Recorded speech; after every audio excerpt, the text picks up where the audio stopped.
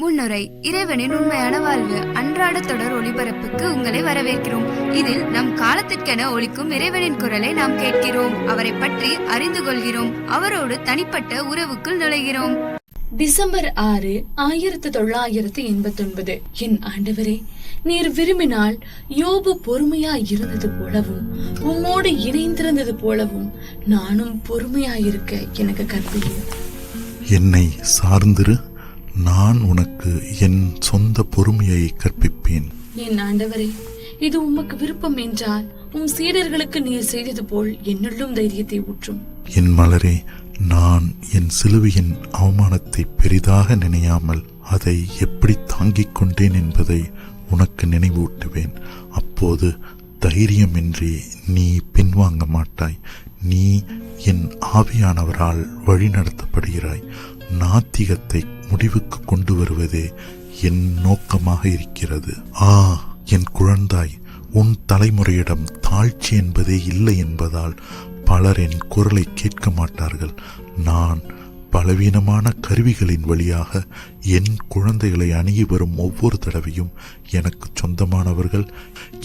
சொந்தமானவர்களில் பலர் என் குரலை முடக்கி விடுகிறார்கள். மகளே, அவர்களுடைய விவேகம் அபிவிவேகமாகிறது. ஏனெனில் அவர்கள் என் தெய்வீக வேலைகளின் பலன்களை அடையாளம் கண்டுகொள்வதில்லை. அவர்கள் அவற்றை நம்ப மறுக்கிறார்கள். மாறாக நான் முன்பே சொல்லியுள்ளது போல் அவர்கள் என்னுடைய ஆடுகள் அல்ல என்பதால் அவர்கள் நம்ப மறுக்கிறார்கள். என்னுடையதாயிருக்கும் ஆடுகள் என் குரலை கேட்கின்றன. நான் அவற்றை அறிந்திருக்கிறேன். அவையும் என்னை அறிந்து என்னை பின் செல்கின்றன. ஆகவே அவர்களின் காரியத்தில் இந்த தீர்க்க தரிசனம் நிறைவேறிக் கொண்டிருக்கிறது. கால முடிவில் பரிசுத்த வேதத்தை ஏளனம் செய்து தங்கள் தீய குணத்தின் நிமித்தம் வேறெதையுமின்றி தங்கள் சொந்த ஆசைகளை மட்டும் நிறைவேற்றிக் கொள்ள தேடுகிற மக்கள் இருப்பார்கள். இவர்கள் தீமை செய்கிறவர்களே அன்றி வேறு ஒன்றுமில்லை. குறிப்பு: யோதா 18ஆம் அதிகாரம் 19ஆம் இறைவார்த்தை. நீ உயிருள்ளவன் என்று சொல்லிக் கொள்கிறாய், ஆனால் நீ இறந்து கிடக்கிறாய். எழுந்திரு என்று நான் உனக்கு சொல்கிறேன். உன்னிடத்தில் இன்னும் மீதமுள்ளதையாவது உயிர்ப்பித்துக் கொள், அதுவும் வேகமாக இறந்து கொண்டிருக்கிறது. குறிப்பு: திருவெளிப்பாடு 3ஆம் அதிகாரம் 2ஆம் இறைவார்த்தை. அவர்கள் இறந்துவிட்டது மட்டுமின்றி அவர்கள் தங்கள் வீழ்ச்சியில் என் குழந்தைகள் என் பரலோக உணவை அருந்தவிடாமல் அவர்களை தடுத்து விடவும் விரும்புகிறார்கள். நான் அவர்கள் மீது அரசாள்கிறேன் என்பதையும் எனக்கு பிரியமானவர்களின் மீது என் அருளின் ஆவியை பொழிந்து மனித குலத்தில் அனைவரிலும் தாழ்ந்தவர்களை உயர்த்துகிறேன் என்பதையும் அவர்கள் மறந்து விடுகிறார்கள். தங்கள் தீக்குணத்தில் அவர்கள் என் முகத்திற்கு முன்பாக கதவை மூடுகிறார்கள். என் தூதர்களுக்கு எரிச்சல் மூட்டும் விதமாக அவர்கள் இந்த தலைமுறையிடமிருந்து எல்லா நம்பிக்கைகளையும் அழிக்கிறார்கள். அவர்கள் என் அருளின் பரிசுத்த ஆவியை நடத்தும் விதம் நான் பூமியில் இருந்தபோது பரிசேயர்கள் என்னை நடத்திய விதத்திற்கு மேலானதாக இல்லை. என் வசூலா, என் ஆன்மாவின் அன்புக்குரியவளே, தைரியம் கொள். இதை உனக்கு நான் சொல்லவிடு. நீங்கள் அனைவரும் என் சமாதானம் மற்றும் அன்பின் சிலுவையை பகிர்ந்து கொள்ளும்படி உங்கள் அனைவரையும் என் பாதையில் வைத்திருக்கிறேன். குறிப்பு: இந்த செய்திகளை பரப்புவதில் ஏதாவது ஒரு வகையில் பங்கெடுக்கும் அனைவரும், ஆண்டவரே, எக்ஸுக்கு என்ன ஆகும்? அவரும் என் அன்பின் பழிப்பொருளாக, என் ஆன்மாவின் பழிப்பொருளாக, அன்பானவரின் பொறாமையுள்ள அன்பின் பழிப்பொருளாகவும் ஆவார். மகிழ்ச்சி கொள், ஏனெனில் நீ ஏற்கனவே என் கெத்சமனியின் கடும் வேதனையை உணர்கிறாய். குறிப்பு: இது எக்ஸை குறிக்கிறது. ஆனாலும் என்னில் விசுவாசம் கொள், என்னை நம்பு, ஏனெனில் நான் இறுதி வரை என் சிலுவையை உன்னோடு பகிர்ந்து கொள்ளும்படி உன் அருகில் இருக்கிறேன். என் அன்புக்குரியவர்களே, நானும் நீங்களும் நாம் ஒன்று சேர்ந்து கடுமையாக முயற்சி செய்வோம். நான் உங்களுக்கு சொல்கிறேன், மலைகள் அசைக்கப்படலாம், பள்ளத்தாக்குகள் மாற்றப்படலாம், ஆனால் என் அன்பு ஒருபோதும் உங்களை கைவிடாது. உங்கள் மீதுள்ள என் அன்பு அசைக்கப்பட முடியாததாகவும் என் பிரமாணிக்கம் மாற்றப்பட முடியாததாகவும் இருக்கிறது. பார்த்தீர்களா? என் மீது சாய்ந்து கொள், நான் உன் ஆன்மாவில் ஓய்வெடுப்பேன்.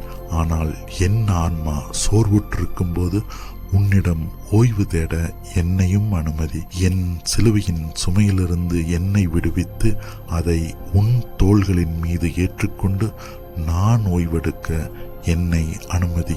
ஆண்டவராகிய நான் என் பிரசன்னத்தை உனக்கு நினைவுபடுத்துவேன். சமாதானம் உன் மீது இருப்பதாக எனக்காக ஏக்கம் கொள். அன்பு உன்னை அன்பு செய்கிறது. என்னை அன்பு செய். அன்பானவருக்காக அன்பை கொண்டு நற்செய்தி அறிவி. டிசம்பர் 7, 1989. நீர் ஒரே ஆண்டவராக இருப்பதால் ஒரே விசுவாசத்தையும் ஒரே ஞான ஸ்நானத்தையும் எங்களுக்கு கொண்டு வாரும். ஆண்டவரே, நீர் அனைவருக்கும் தந்தையாகவும் அனைவருக்கும் மேலாகவும் அனைவர் வழியாகவும் அனைவருக்குள்ளும் இருக்கிற ஒரே இறைவனாக இருக்கிறீர். நாங்கள் அனைவரும் ஒரு புரிதலுக்கு வர இயலாதவர்களாக இருக்கிறோம். நாங்கள் வளையாதவர்களாக இருக்கிறோம். நீர் இப்படியே எங்களை விட்டு விடுவீரா? நீங்கள் அனைவரும் ஒரு புரிதலுக்கு வரும்படி ஜெபி. நான் உங்களை சிருஷ்டித்து உங்கள் சொந்த முடிவுகளை எடுக்கும் சுதந்திரத்தையும் உங்களுக்கு தந்துள்ளேன். எனக்கு பிரமாணிக்கமாக இருப்பதும் என் கட்டளைகளை அனுசரிப்பதும் உங்கள் சக்திக்கு உட்பட்டதாகவே இருக்கிறது. ஆகவே இந்த தலைமுறையை ஒளிர்விக்கவும் அவர்களுடைய வலக்கரத்திலிருந்து இடக்கரத்தை பிரித்தறியும்படி இந்த தலைமுறையை ஒளிர்விக்குமாறு ஞானமானவரிடம் ஜெபி. இந்த செய்தி என்னிடம் உள்ள இளைஞர் குழுவிற்காக தரப்பட்டது. நான் உங்களுக்கு கற்பித்த விதத்தில் என்னை மனித குலத்திற்கு வெளிப்படுத்துங்கள். நான் அன்பு மற்றும் இரக்கத்தின் இறைவனாக இருக்கிறேன். நான் சிக்கலான கடவுள் அல்ல. நான் யாரையும் ஒருபோதும் வேட்டையாடி கொள்வதில்லை. நான் கொடுக்கிறேன், அதற்கேற்றபடி கேட்கிறேன் என்பதை உணர்ந்து கொள்ளுங்கள். ஓர் ஆன்மா எனக்கு எதை தர முடியுமோ அதற்கு மேலாக நான் அதனிடமிருந்து ஒருபோதும் கேட்பதில்லை. ஒவ்வொருவரிடமிருந்தும் ஒரு சிறு பதிலன்பை, ஒரு புன்னகையை, ஒரு நினைவை, ஒரு கருணையுள்ள வார்த்தையை கேட்கிறேன். அவர்களுடைய இதயத்திலிருந்து வரும் ஒரே ஒரு வார்த்தை 1,000,000 ஜெபங்களைப் போல் ஏற்றுக்கொள்ளப்படும். இது ஒரு வெறும் நினைவு மட்டும்தான் என்றாலும் அது மிகுந்த மதிப்புள்ளது. நான் அதை மிக அதிக மதிப்புள்ளதாக ஏற்றுக்கொள்வேன். நான் பித்தாகும் அளவுக்கு ஒவ்வொரு ஆன்மாவையும் நேசிக்கிறேன். நான் பூரண பரிவிரக்கமும் சாந்தமும் உள்ள இறைவனாக இருக்கிறேன். நான் என் சந்ததியார் மட்டில் மென்மையானவராக இருக்கிறேன். அதிகமாக எதிர்பார்க்கிற அல்லது விரைவாக கோபம் கொள்கிற இறைவனாக என்னை என் சந்ததிக்கு காட்டும் எவனும் என் திருச்சபையை சேதப்படுத்துகிறான். நான் பொறுமையானவர், கோபம் கொள்ள தாமதிப்பவர், ஆனால் விரைவாக மன்னித்து மறப்பவர். நான் என் பரிசுத்த மக்களை மட்டுமே பராமரிக்கிறேன் என்று யாரும் சொல்லக்கூடாது. நான் நோயாளிகளிடமும் பரிதாபத்திற்குரியவர்களிடமும் போகிறவராய் பெயர் பெற்றிருக்கிறேன். அவர்களுடைய பரிதாப நிலை என்னை ஈர்க்கிறது. என்னை வந்தடைய அவர்கள் இயலாதிருப்பது அவர்களை என்னிடம் இழுத்து கொள்ளவும் என் இருதயத்தோடு அவர்களை அணைத்து கொள்ளவும் இன்னும் அதிகமாக என்னை ஆவல் கொள்ள செய்கிறது. நான் இயேசு என்பதற்கு மீட்பர் என்று பொருள். நான் தீர்ப்பிட அல்ல, மீட்கவே வருகிறேன். என் குழந்தாய், இந்த தனிப்பட்ட முறையில் உன்னை சந்திப்பது இயேசுவாகிய நான் தான் என்பதை நம்புகிறாயா? நம்புகிறேன். எல்லா நேரமும் உன்னை சுற்றிலும் நீ காண்பது இயேசுவாகிய என்னைத்தான் என்பதை நீ நம்புகிறாயா? ஆம் ஆண்டவரே, நான் நம்புகிறேன். ஆண்டவரே, ஏன் என்னிடம் இப்படி கேள்வி கேட்கிறேன்? குழந்தாய், நீ அதை சொல்வதை கேட்பதற்காகத்தான். ஆகவே மகிழ்ச்சியாயிரு, என்னை வாழ்த்து. ஏனெனில் நான் என் தந்தையால் ஆதரிக்கப்பட்டிருக்கிறேன். ஆனாலும் நீ முயற்சி செய்து இடைவிடாமல் உன் ஆன்மாவை உயர்த்தி கொண்டே இருக்க வேண்டும். நான் உன் ஆன்மாவின் கண்களால் என்னை பார்க்கவும் என் குரலை பிரித்தறியவும் தேவையான அருளை உனக்கு தந்திருக்கிறேன். நீ இப்போது உலகத்திற்கு சொந்தமில்லாத நிலையில் அது உன் மீது ஆதிக்கம் செலுத்த அதை அனுமதிக்காதே. என் ஞானம் கற்றுக்கொள்வதால் வரும் உன் அறிவுரைகளை விரிவுபடுத்தும். நான் உன்னிடம் கனிவோடு இருப்பதைப் போல் நீயும் ஏழைகளிடம் கனிவோடு இரு. அவர்களுக்காக மன்றாடு. எந்த தந்தையும் தன் குழந்தையை பாலைவனத்தில் தனியே விட்டு விடுவதில்லை. ஆகவே நான் உன்னிடம் பொறுமையாயிருப்பது போல் நீயும் பொறுமையாயிரு. மகளே, உன் சக்திக்கு அப்பாற்பட்ட காரியங்களை அறிய தேடாதே. ஏனெனில் உன் சொந்த அனுமானங்கள் உன்னை வழிதவறச் செய்து மற்றவர்களையும் வழிதவற செய்துவிடக்கூடும். என்னை நம்பு. நான் உனக்கு அறிவுரைகளை தருவேன். அவற்றை கொண்டு உன் கொள்ளளவுக்கு தக்கபடி நீ கிரகித்துக் கொள்ள முடியும். என் வார்த்தைகளை கவனி. மற்றவர்களுடைய வார்த்தைகளை ஒருபோதும் கேட்காதே. களைப்பாயிருக்கும் போது என் தோளில் சாய்ந்து கொள். என் தோள் உன் தலை சாய்க்கும் இடமாகவும் என் புனித இருதயம் உன் வசிப்பிடமாகவும் இருக்கட்டும். என்னிடமிருந்து உணவுகொள், என்னிடமிருந்து கற்றுக்கொள். என் குழந்தைகளை தேற்று. இப்போது எழுதுகிறாயா? குறிப்பு: நான் இயேசுவின் மீது ஒட்டிக் கொண்டிருந்தேன். இந்த நேரத்தை விட்டுவிடவோ அவரை போக விடவோ நான் விரும்பவில்லை. நீ என்னோடு ஒட்டிக் கொண்டிருப்பதை உணர்வதில் நான் மகிழ்ச்சி அடைகிறேன். பக்தி உன் கண்களை திறந்தே வைத்திருக்கும். உன் ஆன்மாவை உறக்கத்திலிருந்து தூர விலக்கும். வா, நான் இறந்தோரிடமிருந்தும் வருடக்கணக்காக இறந்தும் அழுகையும் கிடப்போரிலிருந்து உன்னை எழுப்பியிருக்கிறேன் என்பதை பற்றி மகிழ்ச்சியாயிரு. இயேசுவே, நான் இதை உம்மிடம் முன்பே கேட்டிருக்கிறேன். இப்போது மீண்டும் கேட்கிறேன். உமக்கு சித்தமானால் எனக்கு நீர் செய்துள்ளதை இறந்தும் அழுகியும் கிடப்பவர்களுக்கு செய்யும். அவர்களை உயிரோடு எழுப்பும். உம் ஒளியின் கீழ் வாழ அவர்களை அனுமதியும். உயிர் தெழுந்தவருக்கு முன்பாக சாவு விழுங்கப்பட்டு வெற்றி கொள்ளப்படும். ஏனெனில் நானே உயிர். நான் என்னிலேயே உயிர்ப்பும் உயிருமாக இருக்கிறேன். என்னிடம் வந்து என் திருவுடலை உண்டு என் இரத்தத்தை பருகுவோர் நித்திய வாழ்வை கொண்டிருக்கிறார்கள். வா, என் திவ்ய நற்கருணையை பற்றிய இன்னும் அதிக வெளிப்பாடுகளை நான் உனக்கு எழுதத் தருவேன். ஆண்டவராகிய நான் இம்முறையில் என்னோடு சேர்ந்து கொள்வதற்காகவும் என் வார்த்தைகளை எழுத உன்னை பயன்படுத்த என்னை அனுமதிப்பதற்காகவும் உன்னை ஆசிர்வதிக்கிறேன். என் வசுலா, கடுமையாக உழை. எதுவும் வீணாய் போகாது. வா, நான் உன் எல்லா முயற்சிகளிலும் உன்னை வழிநடத்துவேன். உறுதியாயிரு. இருக்கும்படி சொல்லப்பட்டது. ஏனெனில் நான் கேட்டு எழுதி கொண்டிருந்த போது தீயவன் மீண்டும் முயற்சி செய்தான் என்பதால் தான் இதெல்லாமே என் ஆழ்மனதிலிருந்து வரக்கூடும் என்ற எண்ணத்தை அவன் என்னிடம் ஏற்படுத்தினான். ஆகவே இயேசு என்னிடம் உறுதியாயிரு என்று சொன்னார். சாத்தான் ஒரு நிஜமான தொந்தரவு. மற்ற பசாசுகளை பொறுத்தவரை நான் அவற்றை அதிகமாக கவனிப்பதில்லை. அவையும் தொந்தரவு தருபவைதான். ஆனாலும் இறைந்தபடி சுற்றிலும் பரப்பவையும் எனக்கு பயப்படக்கூடாதென விரும்பினாலும் எனக்கு பயப்படுபவையுமான ஈக்களை போன்றவைதான். என்றாலும் அவை மிகுந்த கெடுமதி உள்ளவை. அவை பற்றி நாம் எப்போதும் விழிப்பாய் இருக்க வேண்டும். இந்த பசாசுக்கள் ஒரு ஆன்மா ஆழ்ந்த உறக்கத்தில் இருப்பதை அல்லது பலவீனப்படுவதை அல்லது தயங்குவதை கவனிக்கும் போது மிகச் சிறப்பாக செயல்படுகின்றன. ஜெபங்கள் அவற்றை கொள்கின்றன, அவற்றை தூர வைக்கின்றன. ஆண்டவருடைய அன்பிலும் இரக்கத்திலும் கொள்ளும் விசுவாசம் உண்மையை போல வேடமிட்டு அன்பிலிருந்து தொலைவாக இருக்கிற தீமையை நமக்கு ஆலோசனையாக தரும்படி நம் காதுகளின் அருகில் இறைகிற பசாசுகளை அழித்து விடுகிறது. இதனால் தான் நாம் எப்போதும் விழித்திருந்து ஜெபிக்கும்படி ஆண்டவர் விரும்புகிறார்.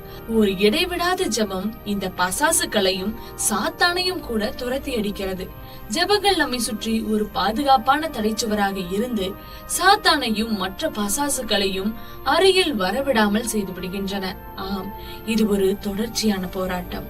டிசம்பர் 13, 1989. என் ஆண்டவரும் மீட்பருமானவரா? அன்புக்குரியவளே, என்னை அன்பு செய். வசுலா, நான் பலருக்கு மேலாக உன்னை எப்படி ஆதரித்தேன் என்பதை நினைவில் கொள். நான் உனக்கு தரும் இந்த அருள் வரம் ஒரு பெரிய கொடை. உன் கடவுளாகிய என்னில் அழிக்கப்படுவது.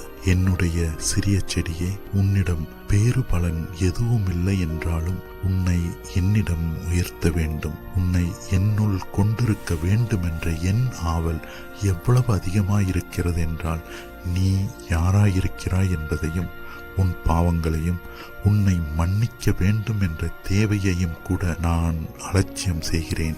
இப்போது என் பக்தி ஆர்வமுள்ள அன்பு உனக்கு புரிகிறதா?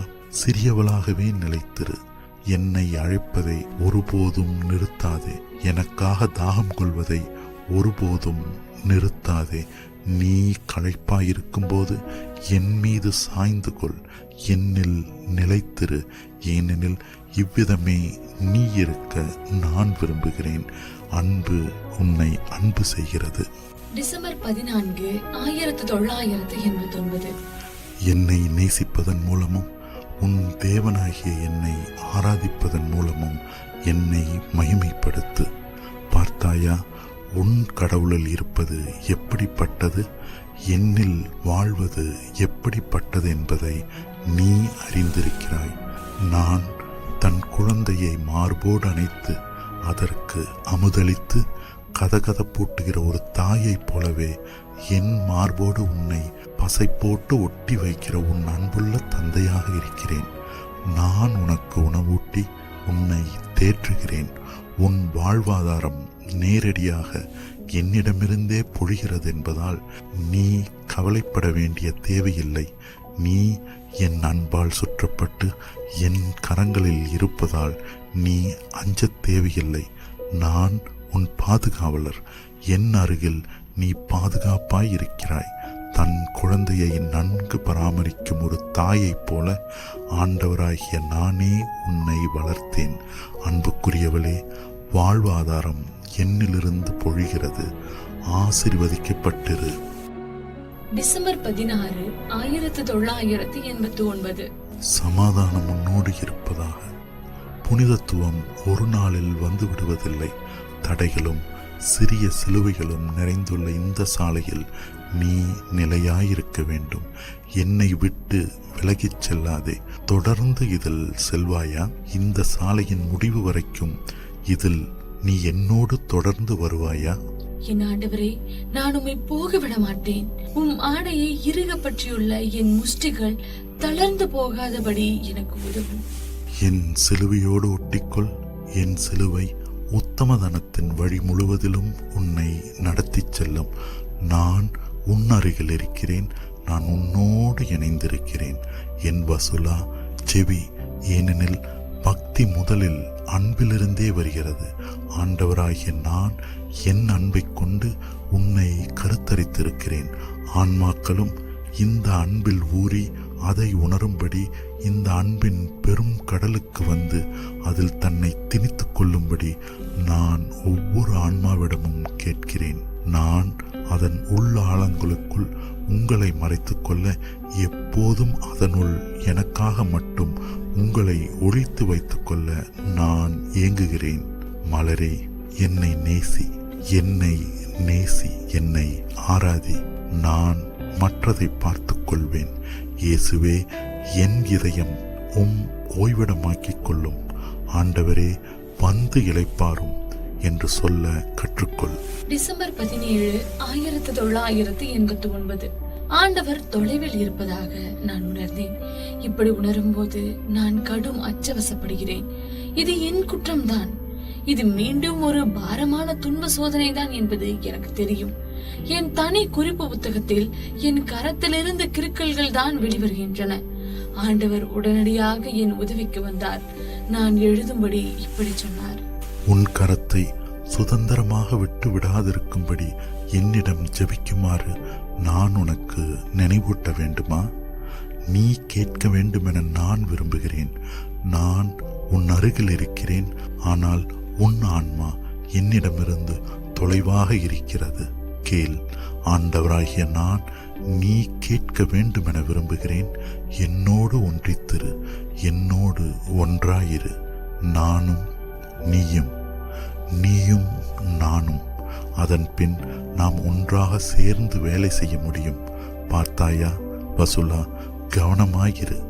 இணைந்திருப்பதன் மூலம் நான் சேர்ந்த இந்த வேலையை செய்ய முடியும். நான் கடும் அச்சாசப்பட்டிருந்தேன். ஏனெனில் வெளிப்பாடுகளை பெற்றுக்கொள்வதன் மூலமும் ஒரு அசாதாரணமான முறையில் வழிநடத்தப்படுவதன் மூலமும் என் பங்கிற்கு எந்த தகுதிகளுமின்றி மோட்சத்தையும் இறை பிரசன்னத்தையும் சுவைப்பதன் மூலமும் திடீரென மோட்சம் தன் கதவுகளை மூடிக்கொண்டது போலவும் நான் அவருடைய பிரசன்னத்தை உணராதது போலவும் எனக்கு தோன்றியது.